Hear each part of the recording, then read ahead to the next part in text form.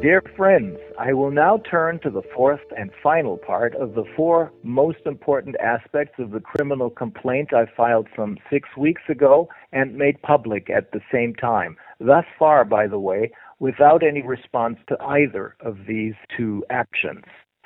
And this is now the best part, as we have come to realize after some investigative journalism and a little bit of lawyers' work to follow up on that investigative journalism.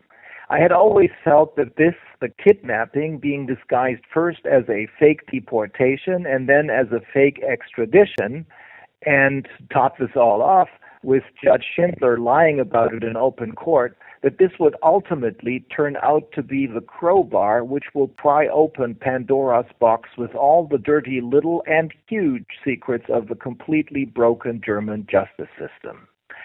But it was only after we had filed my criminal complaint that, through the investigative journalism of Roger Bittel and Katja Wörmer's follow-up legal work, we now have definite proof that this entire criminal proceeding against me had from beginning to end been a fake proceeding to camouflage, to disguise the fact that in reality it was the German government, or rather its handlers, that tried to take me down for political, if you want to call the monster's motivation that, for political reasons. In reality, they are committing every crime they can to make sure that the international public will not understand that Corona was a well-planned test pandemic whose purpose was to see if through psychological mass manipulation and outright psychological terrorism, they could get a majority of the people to pseudo-voluntarily participate in population reduction, the destruction of their economies, and population control for those who survived. Let me start this statement off like an opening statement in court. As you will see after you have listened to what actually happened, after you have looked at the actual facts of this fake case against me, after you have seen what is in the prosecution's, albeit incomplete, case file, and after you have seen how both the prosecution's and the court's, albeit inept and bumbling, attempts at making the kidnapping in Tijuana, Mexico, appear to be first a deportation and then an extradition, and after you will have taken note of the fact that Judge Schindler went so far as to brazenly lie about all this in open court, you will have no doubt that that kidnapping served only one purpose: to, under the guise of fake criminal charges, conduct a political witch hunt combined with lawfare to take me down so that I would not be able to continue with my work exposing the pandemic, and then, with the help of our international group of lawyers, hold everyone accountable who is responsible for the crimes against humanity committed. If you add to these findings the fake arrest warrant and the illegal replacement of the original fake charges with new fake charges and the abrupt stopping of the trial, in effect that's what happened, and the denial of a fair hearing, the refusal to hear the defense's witnesses, then I am absolutely certain that this is the exact conclusion that you will arrive at. It's a political trial. Now, as two countries, or representatives and agencies of both Mexico and Germany, participated in this kidnapping, it at first glance looks like a case of international state terrorism. But this is only what it looks like at first glance. When the fog from the monster's fog machines clears, I believe we will all slowly but surely see that this is not about Germany and Mexico and German and Mexican representatives and agencies at all. Rather, it is about those monsters who are pulling the strings of these German and Mexican representatives and agencies from behind the scenes because they think they own these German and Mexican representatives and agencies, if not the entire countries of Mexico and Germany, and can make them, like puppets, do whatever they want them to do without the German or Mexican people having any say in this. Now, what an odd coincidence it seems that exactly at this moment in time, Viktor Orban of Hungary has made public the infamous George Soros' secret plan to, with the help of his criminal NGOs, flood European countries, with 1 million asylum seekers and other refugees per year from the war-torn North African countries and from the war-torn countries of the Middle East, to first destabilize those European countries and then, as a solution, present them with the utterly corrupt EU leadership as a mini one-world government, an EU government, with no national sovereignties left for any of the EU countries. In other words, apart from my case, or maybe through my case, we are now seeing the bigger picture clearer, and now even some of those on the other side of the fence are asking themselves, did Angela Merkel only do George Soros's bidding when she opened the borders of effectively all of Europe in 2015? And did she only do Bill Gates's bidding when she told Germans to destroy their economy and their health for the greater good, that is, to fight the monsters pandemic? These are, of course, only rhetorical questions, as you on this side of the fence all know all too well. Even though this statement will only focus on the issue of my kidnapping, the fake deportation and fake extradition, the lies of Judge Schindler, and the scandalous leading role that both the German State Department and the Secretary of the Interior played from behind the scenes in this tale of the self-destruction of the German judicial system, I believe that it also gives us the opportunity to catch more than just a glimpse of the monsters who are pulling the strings from behind the scenes, of course.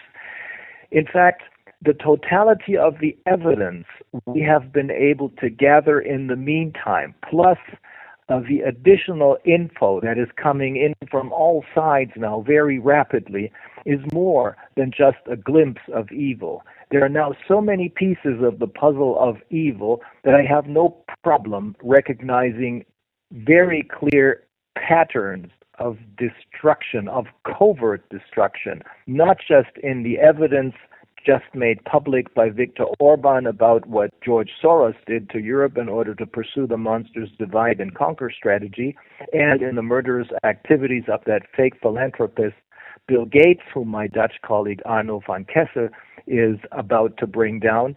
Most important, however, is that the monsters cannot stay in the shadows any longer. Their covert times are over. Everything is coming to light. And that is exactly what justice needs to kick in, and the boomerangs of justice to find their targets. So let me get into the facts of the case. Let me recount the events as they began to take shape in March of 2023 until the actual abduction on October 11th of 2023. I will include Judge Schindler's lie in the spring of 2024 that what had happened in Mexico, as he said, was just a deportation by the Mexican government, even though he knew for a fact that it wasn't, but that instead the German government had, full well knowing, of course, that the only way to legally get their hands on me was an extradition proceeding, decided to circumvent that and to simply go ahead and kidnap me. Because under no circumstances should I get a fair hearing that would have immediately made it clear that there were only fake criminal charges to use as a cover to take me down for political reasons, namely to stop me from continuing with my investigation of the pandemic, and then make sure that an international legal reckoning would follow. I actually don't think that this true reason for what they did should be called a political reason, as the term criminal motivation to cover up billions of crimes against humanity is much more appropriate. Before I start recounting these facts, allow me to once again remind you of the backdrop of this fake case. In late 2021, early 2022, the German Domestic Intelligence Service, CPA, which stands for Constitutional Protection Agency, what a misnomer, tried to take me down the first time. But they ultimately failed because there was one lone holdout for the rule of law in Göttingen who wouldn't take orders from the Domestic Intelligence Service and who refused to open a criminal investigation against me when there was nothing criminal about anything I had done. At that time, when they first tried to take me down, they had openly told her, this one lone holdout, her name is Reinecke, had told her that it was only that domestic intelligence service that was coming after me and needed help, needed a prosecutor, a willing prosecutor to help them. No other public agency, they said, was involved, and no one was to know about this attempt at taking me down for, well, political reasons.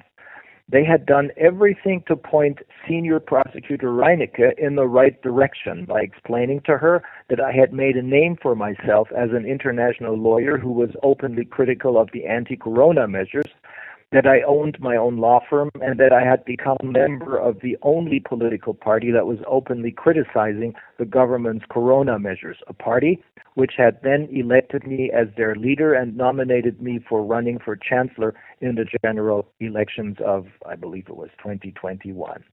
Without giving Mrs. Reinecke even the slightest bit of a factual foundation for such an accusation, they told her to invent a crime, for example, fraud, or choose the catch-all Nazi crime of violation of a fiduciary duty to take care of other people's money.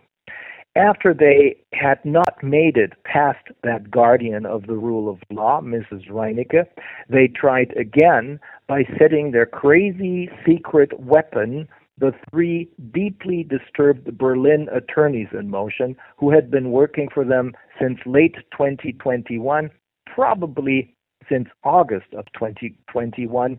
This time around, they made sure that, again, that Mrs. Reinecke, who was about to once again refuse to open a criminal investigation against me, would be rudely pushed aside by changing the file number so that Prosecutor John, who had been transferred from Hanover to Göttingen for just that purpose, could step in and take over as their, well, stupid but willing tool for the destruction of the rule of law, not just in Göttingen, but in Germany altogether, as you will undoubtedly see at the end of this statement, and from the events that will be unfolding in October of this memorable year of 2024.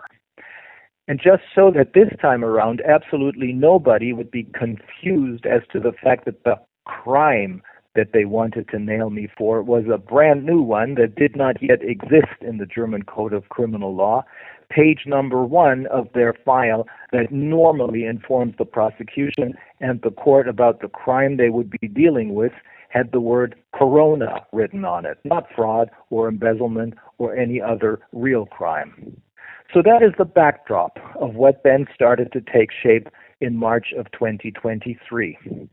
It was in March of 2023 when I was surprised to get a phone call from a friend, Professor Martin Schwab, a law professor, who told me that his protégés, the three Berlin attorneys turned agents for the German Domestic Intelligence Service, wanted to negotiate a settlement with me after they had stolen more than 1.1 million euros of my money so that I wouldn't be able to pay back the loan, and their criminal complaint against me, at least to someone who had no understanding of the law, would look plausible. Even though Martin Schwab is very naive and maybe didn't know at the time that the three Berlin protégés of his were working for and with that German Domestic Intelligence Service, he did know that they had stolen my money and my client's money because I had explained that to him. I had explained to him what they had done and asked him to intervene before things would get out of control. He had even sent me an email on March the 23rd of 2023 in which he told me that he didn't want anything to do with his three protégés, and these are his words, embezzling your money. I then drafted a settlement agreement and sent it to these three idiots from Berlin, to them through Martin Schwab. And in this settlement agreement, I stated that I would be okay with them if they transferred the money that they had stolen from me to my wife's bank account. I didn't have a German bank account at the time because the banks had all canceled all of my accounts. But not only that, I said, I would even, if they do that, if they returned the stolen money to me, I would even allow them access to the gold that we had bought for the Corona Committee. I thought this is an offer they can't refuse. I didn't really worry about that gold at the time because at that time I had set up my own successor entity, ICIC, successor to the failed Corona Investigative Committee, and was finally free of Vivian Fisher's antics, steaming full speed ahead with my very own investigation into what was really going on. So I thought, let these idiots fight over the gold with Vivian Fisher and make complete fools of themselves. I'll step in when the time is right.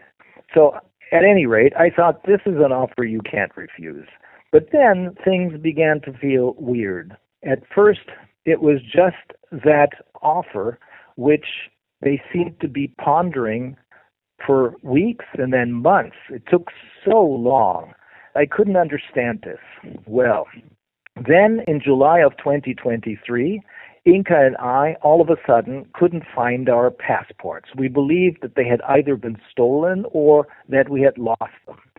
We went to inform the police at the local police station, and they gave us an official piece of paper stating that we were in the process of getting new passports, and that until then, we would be able to travel in Mexico with our other photo IDs. I, for example, had a California driver's license. Inka had a German photo ID. Simultaneously, we had gotten in touch with the German embassy in Mexico City, where they told us that we needed to fly to the nearest German consulate, which is in Tijuana, and meet there with a German consul who would have us sign some forms based on which the German embassy would then send us new passports. So that's what we did. In Tijuana, we met the German consul at the airport because the consulate was being remodeled. I even explained to him how he would be able to find a doctor who would help him get the toxic waste he had injected into his body flushed out. Then, a couple of days after we had returned from that trip, the passports miraculously reappeared. And I texted the consul in Tijuana via WhatsApp to tell him that we didn't need the passports anymore as they had reappeared. To my surprise, he texted back that the old passports had been canceled or annulled and that we did need to fly back to Tijuana to meet him one more time at the airport to pick up the new passports. I asked why it wasn't possible for the embassy to simply send them to me by certified mail or something, as the embassy had told me, but he just replied that wasn't possible. Now, this was all a pack of lies, of course, and it had been concocted by the German State Department, and this is of special importance, as you'll see at the end of this statement, by the German Secretary of the Interior. We found out that this is a pack of lies because I finally got a hold of the prosecution's case file, or the entire defense team did, in November of 2023. I'm not going to bore you with the details of the kidnapping again, but this much you must know. It looks like most of the email communication is in that case file. The email communication between Prosecutor John, who didn't understand anything about anything, Officer Lars Rogatz, who worked for the German equivalent of the FBI and coordinated the kidnapping, and the German FBI's officer in Mexico City, and the 3 Berlin idiots. All of this, we believe most of this, is in the prosecution's file. From this email communication, we know this much for a fact. They had used the fake settlement negotiations between me and the 3 Berlin attorneys, who, by the way, that's the latest info we have, do not practice as lawyers anymore. They had used this email settlement negotiations to track my and Inka's whereabouts in Mexico. Justus Hoffmann, the leading crazy man of the Three Stooges, was searching the internet 24/7 in order to find out if I was attending any meetings of the resistance anywhere, and even found out that I was scheduled to speak at the Better Way conference in Bath, United Kingdom, in early June of 2023, a conference that had been organized by the World Council for Health. He told his handlers about this in an email dated May 22nd of 23, and even suggested that his handlers go there on June the 1st of 2023, because on that day there was a meet and greet dinner scheduled, which crazy Justus Hoffmann said would be used to collect donations, suggesting that this was a perfect opportunity for his handlers to, in cooperation with the British police, take down the entire event and the people behind it.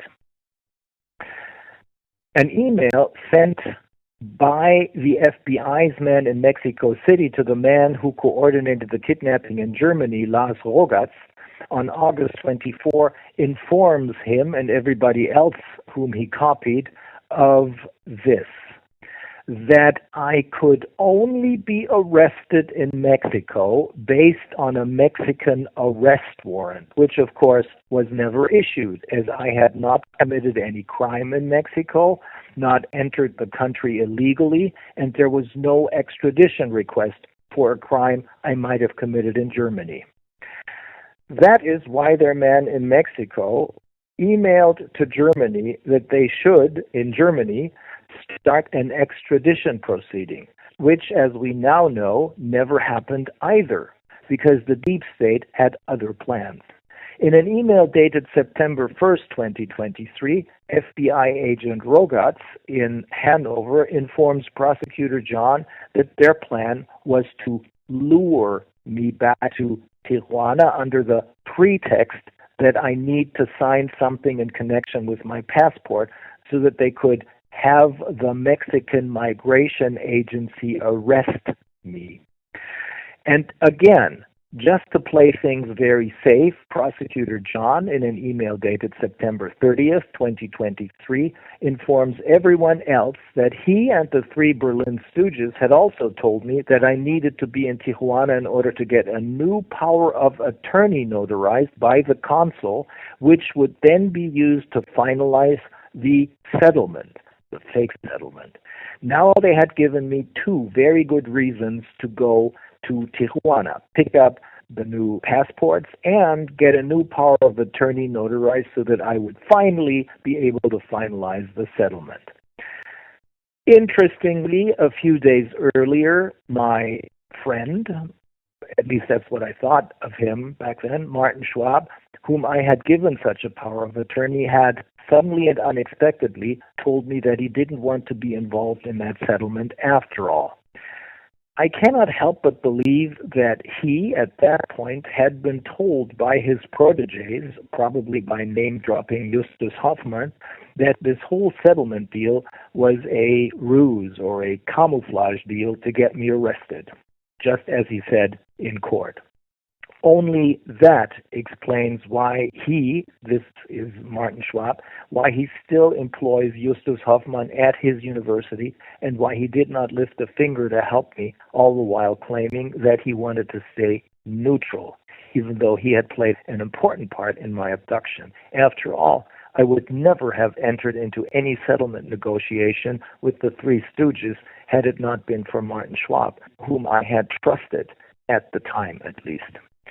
You know what happened then. Inca and I arrived at the airport in Tijuana on October 11th, 23, eager to meet the Mexican consul, receive our new passports, and to get the new power of attorney notarized as quickly as possible, because we then wanted to immediately turn around and fly back to our dogs. But upon arrival at the gate, we were both taken into custody by 6 plainclothes migration officers and whisked off, full speed and sirens blaring, in a van to the migration agency's office, which was located some 20 minutes from the airport. There, the man who Inca and I believed was the director of that agency was extremely friendly when he greeted us, but needed a translator to speak with us. I asked to be allowed to call the embassy in Mexico City for help, when he said he had no idea what this was about and that he was only following orders. I reached a female officer at the embassy who was clearly very uncomfortable even talking to me. Inca overheard everything, as ever since my interview with Barry Trower in England, I never hold my cell phone close to my head, but only turn on the speakerphone to communicate. When I asked her for help, the woman at the other end of the line said that she didn't know what to do, but there was nothing she could do to help, and that she just didn't know what this was about. I should try and get in touch with the consul. So that's what I did next. I called the consul, who I saw was waiting at the airport for us with our new passports. He, too, seemed very uncomfortable speaking with me and tried to wiggle his way out of this by stating that he was just following orders and did not have a clue what this was about. I then asked him if he had our new passports, still believing that was the problem, our passports, and he said yes. Then I asked him to confirm this to the director of the migration office, and he agreed and then spoke with him. It was in Spanish, so that I wasn't able to understand everything. But afterwards, the director of the migration office appeared to be even more nervous, apologized again for what was happening, and explained again that he had no idea what this was about and that he was only following orders. Then he sent us to see the office's doctor, who simply checked our pulse and blood pressure and said that we were fine. When we came back out of the doctor's office, there were dozens of people who looked very poor and in very bad physical shape, who, it was obvious, were about to be put on a huge bus waiting outside to be deported. The director of the agency then turned to me while Inca started to cry and told me that he would make sure that I would not be made to travel in that bus, and then arranged for me to board a van accompanied by 2 migration officers. When he saw that Inca was crying, he once again apologized to me and to Inca, extended his hand, and, without looking at me, wished me the best of luck. I turned to Inca to tell her to stay strong and that I would do everything in my power to get her out of there as quickly as possible, but she couldn't stop crying. Then I was taken to the airport and, accompanied by 2 migration officers, flown to Mexico City. There, I spent the night in a very run-down, large room with many other people, but no shower, and the next day, the 2 migration officers went on a Lufthansa flight to Frankfurt with me, parading me in front of the other passengers who were waiting to board, as if I was a terrorist. As one of them told me, and as the emails in the prosecution's case file confirm, it was the German government that paid not only for my kidnapping and flight, but also for their plane fare and hotel. Inca was made to spend a night in a prison cell with a kind of yoga mat to sleep on and an emergency rescue cover, silver, gold foil, something like that, as a substitute for a cover, so that she would not be able to contact a lawyer, who would have undoubtedly freed me immediately, as there were no charges, no papers, and no extradition either, just a kidnapping, an act of international terrorism. That's what it boils down to. The final act came at Frankfurt Airport, where I landed on October the 13th of 23, and was presented for the very first time with a German arrest warrant dated March 15, 2023, which turned out to be nothing but an idiotic pack of lies. So I thought, that's why they wouldn't let me know what this was all about. Fake criminal charges because I had gotten on their and their handlers' nerves with my corona investigation and my legal plans. Then I noticed that one of the arresting officers had also had doubts about the legality of this strange affair. That's one of the arresting police officers. She had filled in an arrest form, and at the very bottom, this is a 3 or 4 page form, at the very bottom she had added a special comment stating that I had arrived at Frankfurt Airport at 2:45 p.m., accompanied by 2 officers of the Mexican Migration Agency as a result of an extradition. I asked her why she had written that, as there had not been an extradition. She said that she too had noticed that something was not right at all, And that was the reason she had written that special comment at the very bottom of the form. When we then, at the beginning and during the trial, pointed out to Judge Schindler that he was involved in an illegal kidnapping, he pointed to what he called deportation order by the Mexican authorities that was in the file.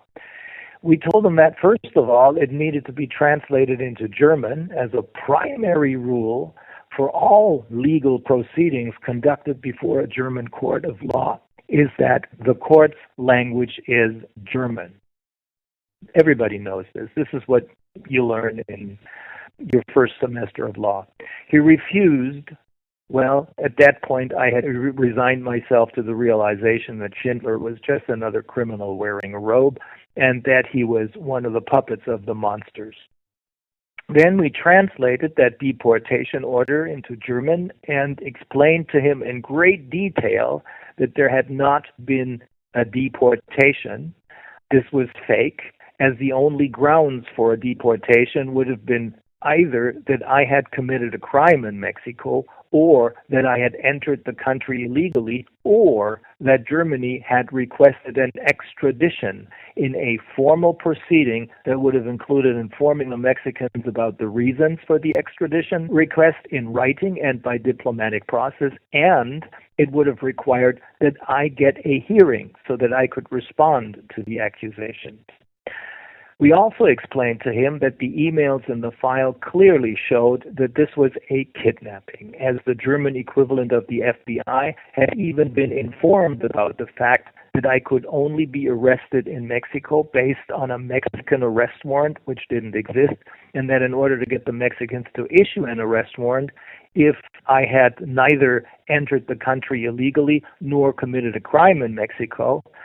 So if they still wanted me arrested, then the German authorities were required to formally and in writing and by diplomatic process request my extradition. Judge Schindler didn't care. He simply followed his orders, as had become apparent to everyone in the courtroom by that time, ignored everything we said, and insisted that this was just a deportation, which he didn't need to worry about. Well, now he will find out that the simple but fake deportation will not just destroy his career, but also has the potential to bring down the entire German justice system, at least the entire German criminal justice system, starting in Göttingen. But there are other places. And this brings us to the final part of the statement, to the question, what are the legal consequences of such a kidnapping? I do not want to have you undergo a kind of complicated set of legal gymnastics, but I will give you the basics of the applicable law. First of all, everyone agrees, both the German courts, who would otherwise love to sweep this problem under the rug, and much more outspoken, of course, the German legal scholars. All of them agree that a kidnapping obviously is a crime, and if it is committed by the government, it's an especially bad one. If the government falsely arrests you and incarcerates you, then this amounts to a violation not just of the German Constitution, but also to a violation of Article 5 of the European Union's Human Rights Charter and, of course, of the International Human Rights Charter. Now, let us zero in on what should have happened here, but what the monsters, well, they think so slyly circumvented. They should have requested an extradition from Mexico by first filing all the necessary papers with a German district court and then, through diplomatic process, formally asking Mexico to extradite me because of the charges in these papers. Mexico would then take a close look at the charges so as to make sure that the crime that I was accused of is also a crime in Mexico, and, most importantly, to make sure that the extradition was not for political persecution. Because obviously political prosecution or persecution is a crime in itself, and you cannot use, or rather misuse, an extradition proceeding to commit such a crime or participate in it. Finally, Mexico would have to confront me with the charges, which means give me an opportunity to respond to them. This is called notice and a hearing, and it is a universal legal principle. Whenever the government wants to take something from you or impose sanctions on you, it must first give you notice of the charges and then provide you an opportunity to tell your side of the story, that is, to hear you. That's notice and a hearing. Now, here's another important piece of legal knowledge, or legal gymnastics, if you will. There is a principle in the law of extradition that is called speciality principle. What this means is that only that special accusation, the special charges that are identified in the extradition papers on the basis of which the extraditing country, in this case Mexico, agrees to extradite you, only those special charges can later be tried in the country that requests the extradition, that is Germany. For example, if the extradition request is based on the charge of fraud, and Mexico agrees to extradite me on this special basis, fraud, then they cannot put me on trial, the Germans cannot put me on trial in Germany later for murder or anything else, only for fraud. That's what this speciality principle means. The Germans are barred from putting me on trial for anything else but what Mexico agreed to extradite me for. And this result is generally agreed upon, both by the courts and by all legal scholars. The German judiciary can only get past this obstacle if the Mexican authorities later agree that I can also be put on trial for that other crime which was not mentioned in the extradition proceeding. And this directly leads to the answer to the question, what must happen if there was no extradition proceeding at all, not even a botched attempt of an extradition, but pure and simple and outright kidnapping? Well, the Roman argumentum a fortiori, which means even more, this says that if in a real extradition proceeding, the extradited person can only be put on trial for the special crime identified in the extradition papers, nothing else, then a person who was kidnapped as opposed to extradited cannot be put on trial in that kidnapping country for anything. And since there was never an extradition proceeding with official charges being presented to Mexico through the diplomatic process, Mexico cannot later agree to anything. End of story. Except that, of course, huge amounts of damages can be recovered in a civil proceeding for damages in tort law, which happens to be my area of expertise. And then there is still the question who exactly was responsible for this catastrophic criminal disaster in my case. Before I answer that last question, let me turn your attention to a legal article which one of the most revered and highly acclaimed German law professors wrote. He is 81, or I believe now 82-year-old distinguished Professor Bernd Schünemann, who, by the way, speaks fluent Spanish.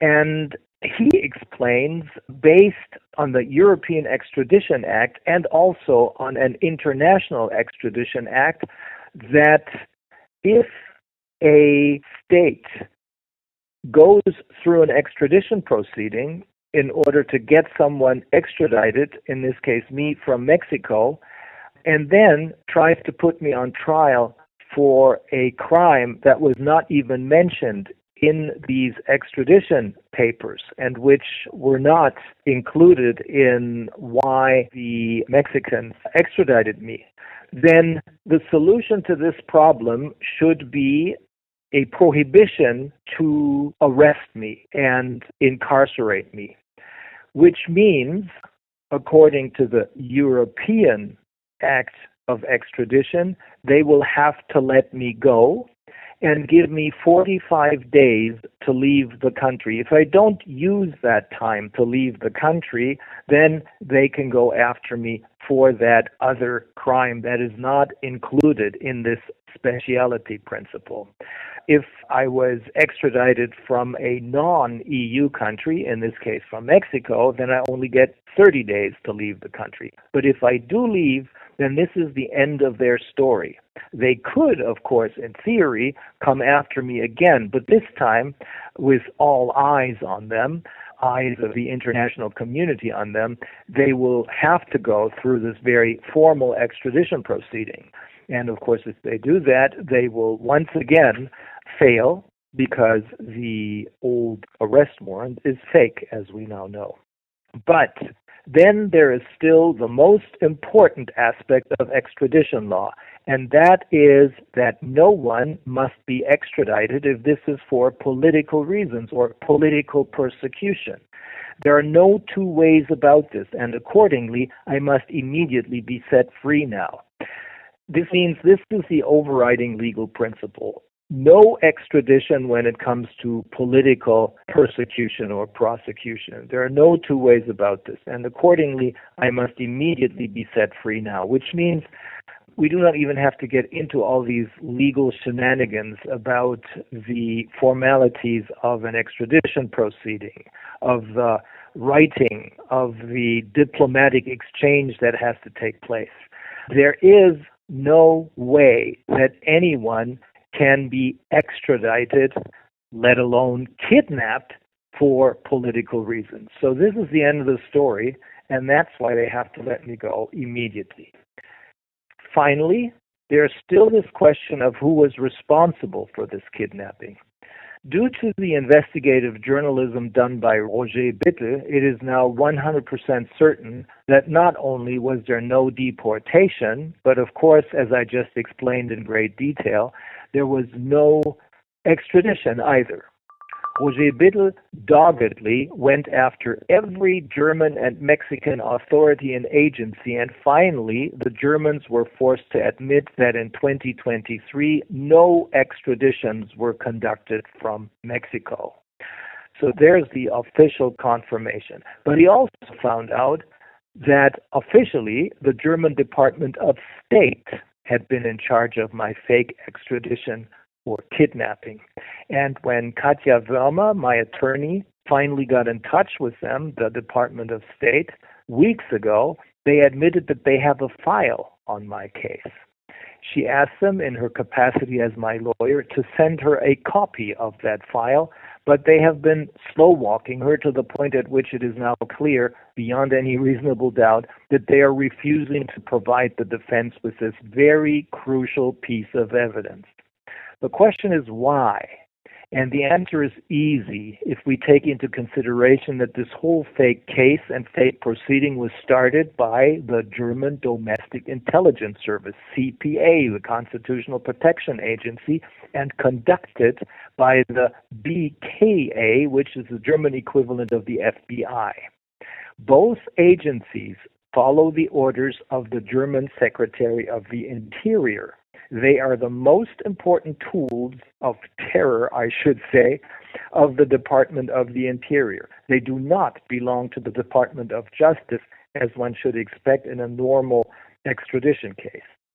And that is exactly why the Department of State refuses to hand us the file they have on me. Because this will, without any doubt, reveal that it was the Secretary of the Interior or her handlers from behind the scenes who ordered my kidnapping. And for what? Well, quite obviously for political reasons, of course, as is evident from the prosecution's case file and has now become an open secret to keep me from continuing with my corona investigation.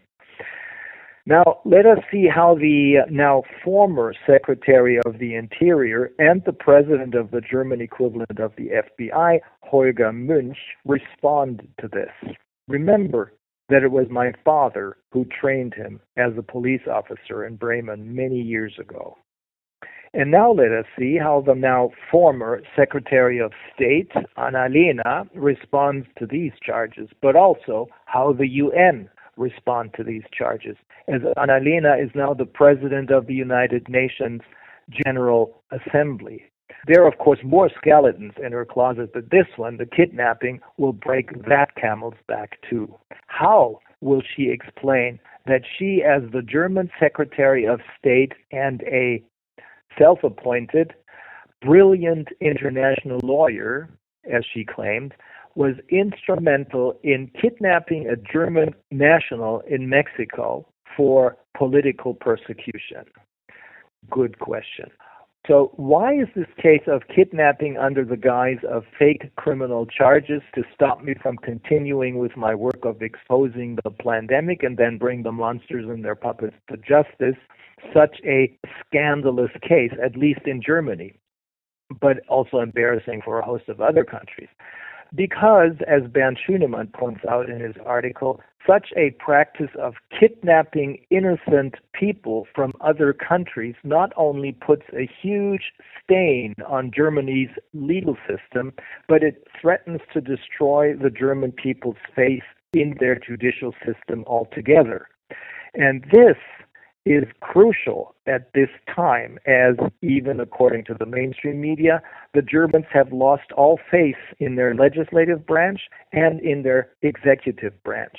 If they now lose all faith in democracy's last line of defense, the judiciary, the system will undoubtedly crash.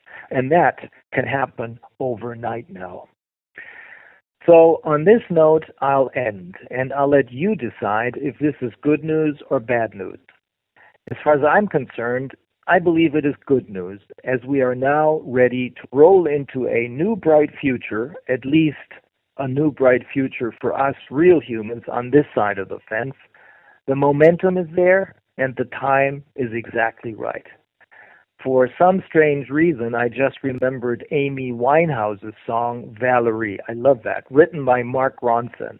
It was probably because the new song by Mark Ronson featuring Ray, Suzanne, sounds soothingly and reassuringly a lot like Valerie. But in the context of this statement, Sade's song, Smooth Operator, also came to mind. At any rate, I'll say, let the good times roll from now on. Thank you, and see you all very soon.